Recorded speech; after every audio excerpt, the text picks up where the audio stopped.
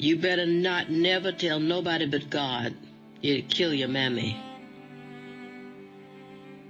Dear God, I am 14 years old. I have always been a good girl. Maybe you can give me a sign, let me know what is happening to me. I tried writing it in New York, and the characters hated New York, so did I. And we decided we would move to San Francisco because of the beauty and the space. And then they didn't like earthquakes. Neither did I. So we came to Boonville, found the little cottage that was $300 a month. And Robert, my partner at the time, and I rented it. And I wrote, he was writing something too. I was carrying sometimes up to 12 people in my mind, and they're all talking, and they're all thinking, and they were all planning their next adventure.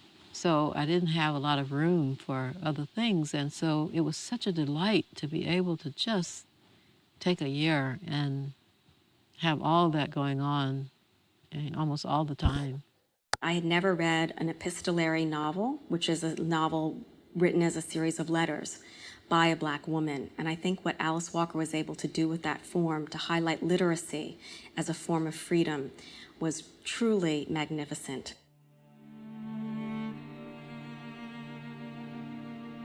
Dear God, Hoppo asked his daddy why he beat me. Mr. say, 'cause she my wife. Plus, she's stubborn. All women good for. He don't finish.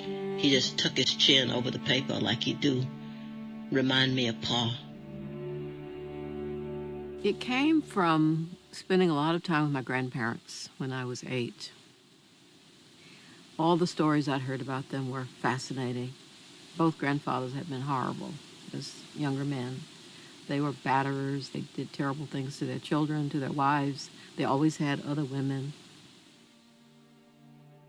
People forget that The Color Purple was Alice's 10th book.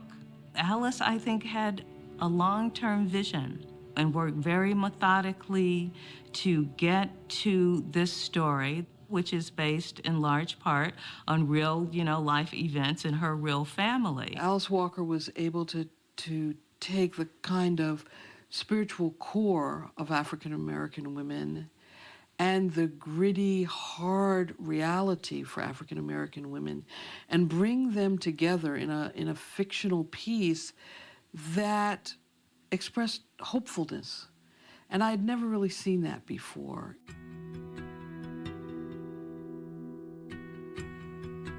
The popularity of The Color Purple, which maybe was, because of the way it was written, more populist than many other books, did go a long way towards making clear that this was universal and a great American novel, a great world novel.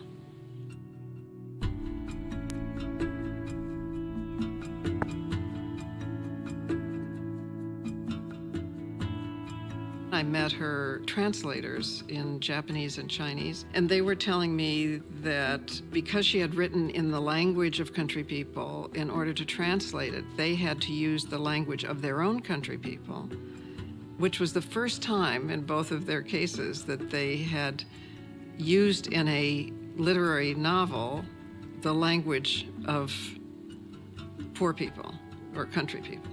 So it made that universal change wherever it went.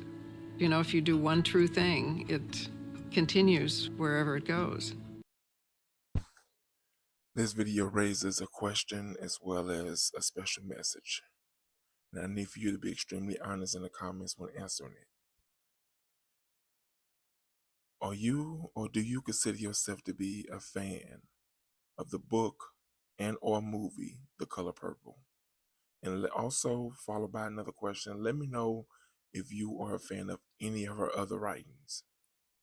The special message is, I thought I was the only one who heard voices of the characters I wrote about in my head. It's nice to know others are like me. Please share this video with anyone you deem necessary. And don't forget to like and subscribe to the channel.